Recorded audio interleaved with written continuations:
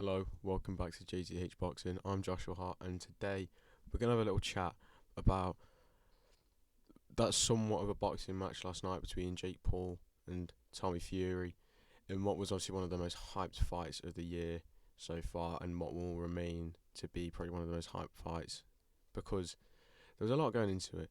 There's a lot of questions. Were questions answered last night? Not got an idea myself, because there's two ways to look at this. Is Jake Paul actually a professional boxer, or is Tommy Fury just as shit as Jake Paul? Because I'm sorry, that was really just a bit of a letdown, really.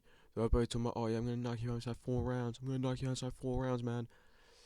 4 rounds in and fuck all had happened, really. They'd hugged a couple times, and Tommy Fury had spammed the 1-2 a bit.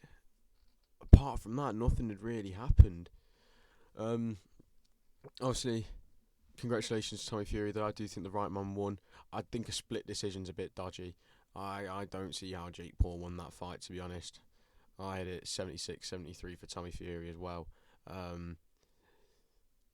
Yeah, Jake Paul getting the nod on one card was a bit dodgy to me because he just didn't do a lot. The one way where you did see Tommy was better was, like I said in the preview, the fundamentals. The jab was arguably the winner punch for Tommy Fury, despite getting dropped by a jab as well, which we'll talk about later on. That's poor from him, really. But yeah, it was the boxing skills really that won the fight for Tommy. Jake was kind of just like swinging that right hand whenever he could, just looking for the swinging shots, and it was the same. It was the same technique we've always seen. When he throws a jab, he drops that right hand. He lacks footwork. He lacks proper punching technique, and it's why like I said, he's just never going to be an actual boxer in my eyes. He just never will. If he got the win last night, fair play, but he didn't get the win. It wasn't really a competitive fight, to be honest. Jake wasn't exactly in it for a lot of it. There was a lot of rounds where Tommy was dominating and just simply moving around, jabbing him in the face, getting away. And overall, it was a decent performance from Tommy. It was decent at best. He did what he needed to do, but still showed signs of improvement. Well, showed signs of areas that need improving. That's the way to say it. Obviously, that's not a bad thing. At the end of the day, he is only an 8-0 pro with very, very limited professional experience. Same goes for Jake Paul. Jake Paul was only 6-0 before, and now he's 6-1. Obviously, Tommy Fury is now 9-0. So obviously, they've both shown there's areas to improve, with Jake obviously needing to improve a lot of his game. Don't get me wrong, Jake's got the power, but he just needs to be a bit smarter, needs to improve his basics, and that is something that will be said a lot throughout the video. Jake Paul has no basic boxing ability. But yeah, I mean, it was a good event though. The co-main event was brilliant as well. I just want to quickly get that in. Makabu versus Badu Jack. What a fight that was. I'm going to say it myself now. I really enjoyed that fight. That co-main event was a really, really good fight. And it really didn't deserve to be a co-main event on a Jake Paul undercard, because that fight was really good. And well done to Badu Jack for becoming a three-weight world champion at 39 years old. That's crazy. That's absolutely crazy. But obviously back to the shit show of what was Jake Paul versus Tommy Fury. So I'm actually going to talk about Tommy getting knocked down. So Tommy claimed it was a slip. It wasn't. It was nowhere near a slip. You can see they've both gone to throw a jab. Jake's has landed on the button, and it's just sent him off balance a little bit.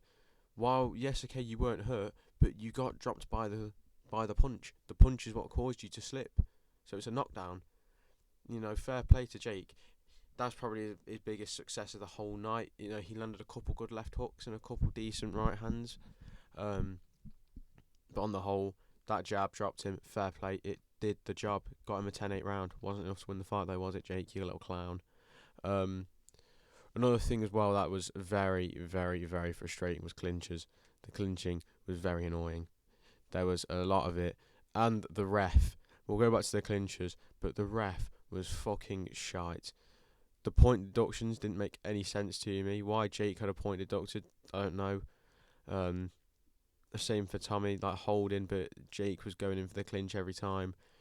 the back of the headshots, Tommy was hitting him on the back of the head. I don't know why Jake got a point deducted. Um, I don't know why either of them had a point deducted, really. The ref was just a bit shit.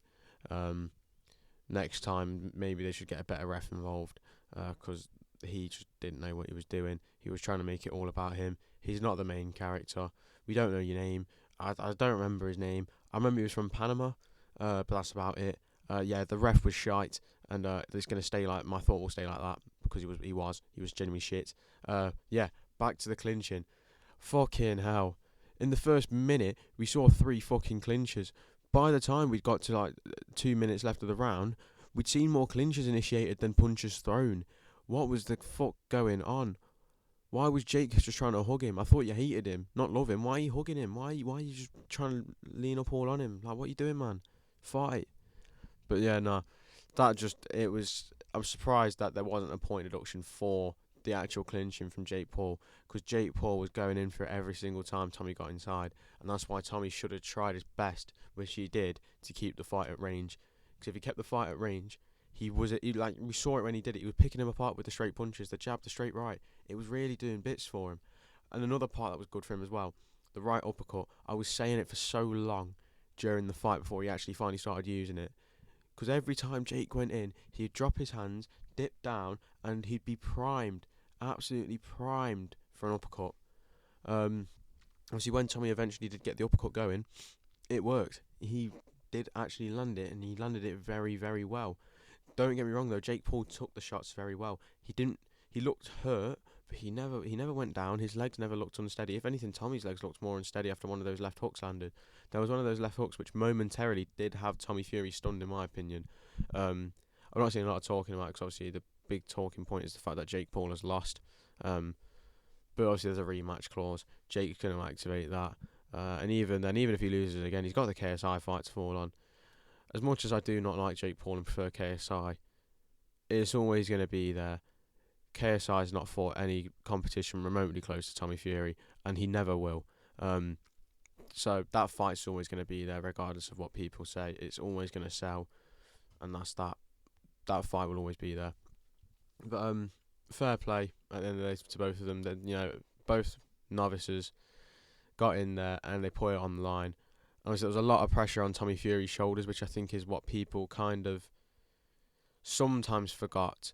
People thought it'd be a bit of a bigger factor, because everyone was saying how calm he looked in the week, but he was nervous at times, and that's a fact. Especially at 23, with his dad saying that he's going to get left in Saudi Arabia and disowned if he does not win. He's just had a kid born 3 weeks ago. His own missus couldn't even bear to watch the fight. That's a lot of pressure on your shoulders. Last night I said I didn't get why he was crying. Cause he beat Jake Paul, not Muhammad Ali. But do you know what? For a fight of that magnitude and a fight that big, I can understand why. Especially when he's been paid a big fucking 7 million minimum for it. I would cry over 7 million as well, Tommy, mate. Don't you worry, mate. Obviously, fair play to him though. He got the nod on the judges' cards, which he deserved. I think the split decision was a bit wrong. I think it should have been a unanimous decision. Would I have liked to see a stoppage? I would have liked to see someone got a little bit more hurt, yes, because none of them looked exactly massively hurt at any point. Obviously, Jake Paul probably shut his mouth now for a little bit, but he'll be back talking the fucking big game soon, saying that he can beat Canelo, he can beat fucking everybody. Realistically, can we just quickly feed Jake Paul to Carl Froch? Because Carl Froch could possibly kill him. But yeah, obviously it's good to see Tommy get the win though, and see obviously that weight lifted off his shoulders. You could see how much it meant to him, and it was actually quite nice to see him be so happy. Because at the end of the day, obviously he spoke about legacy. Not everyone's legacy is to fight Jake Paul. However, if that's yours, fair play. Especially with the money he's making. Like I said, the money's fucking brilliant there. I'm not gonna lie. I'd fight him. I'd fight Jake Paul for 7 million. Might have not beat him. I'm confident I could beat Jake Paul though. I am pretty confident in that. But I'm gonna step back and build up this YouTube channel. And when I've got a couple more subs, I'll start dishing out the call outs to Jake Paul. But at the end of the day, Tommy got the job done. The rematch is probably gonna happen, and I see it probably going the same way or even more one side of Tommy Fury. He showed that he is not the most elite of boxers, and he's not one of the greatest boxers. However, he can definitely work on that, and I think Tommy Fury definitely has the potential to win titles for sure. But we'll have to see what happens. But that is it from me. Thank you for watching. Goodbye.